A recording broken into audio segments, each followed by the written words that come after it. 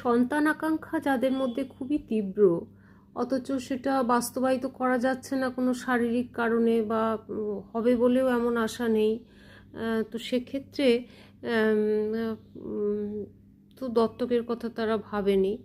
এবং সেটা নিয়ে যারা নিচ্ছেন, এবং তাদের মধ্যেও অনেক রকমের টেনশন কাজ করে। ভবিষ্যৎ কি হবে, কি করে ইন ফিউচারে তাকে যখন জানানো হবে তার কি রিয়াকশন হবে, সেটা আমি অনেক জায়গায় দেখেছি, শুনেছি, এবং বিভিন্ন অনুষ্ঠানেও এখন দেখি আনা হয় দত্তক সন্তানদের।